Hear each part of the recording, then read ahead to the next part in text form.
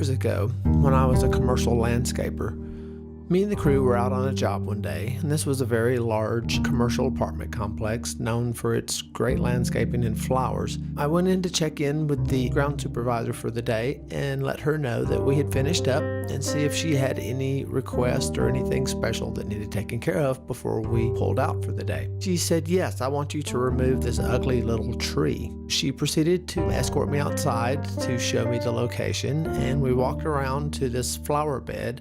And we were in between seasons of color, so begonias were coming out and the fall planting was getting ready to go in. And in the middle of the bed stuck this small little stump, for lack of a better word, of a tree. Now I looked at the tree and I could tell it was a maple from just the few little sprigs of foliage that were left on it. But in general, it looked like the tree had been abused. And the groundskeeper just asked me, she's like, "Will you please remove this ugly stick from the flower bed?" So I looked at this ugly little tree, and something inside of me just felt like, well, I'm gonna get the guys and we're gonna dig this up. We had just bought our home, and I thought, well, I'll just take this little stump of a tree home and I will give it a new place to live. So I gathered the guys up, we got a few shovels, and it was very small, not too hard to remove, and so we proceeded to dig the tree up. I wrapped it up and brought it home.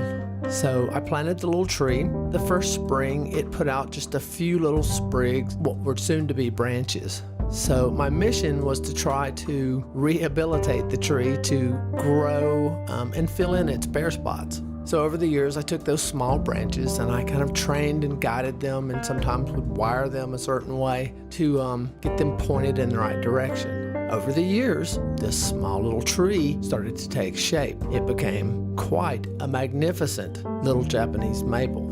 As the years rode by, we had to move the tree on several times. Each time, the tree responded very vigorously and very well, and seemed to reward us with even more growth and new sprouts. I continued to prune and manage the tree over the years. I saw it as my teenage bonsai. In other words, I just saw it as a little bit larger than a bonsai, but I was treating it just like someone would treat a bonsai tree. I was shaping and pruning as we went along. I would fertilize the tree, give it certain nutrients each year depending on what I thought it needed.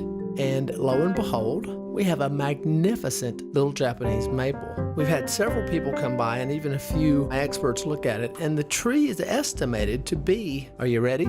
Almost 45 years old. This little maple tree has come a long ways, and with a little love and care, it has turned out to be a magnificent example of what a little tree can be. And so I think in our own lives, where can we apply this? Where can we just look at ourselves and with a little attention, a little kindness, a little love, a little care, where can we not improve by just investing in those efforts? We always have to start with ourselves, but then we can turn outwardly and, like the little tree, invest those same qualities in others. And guess what? We'll always be rewarded with something beautiful and magnificent. Just things to think on today. As always, peace and love, Jim.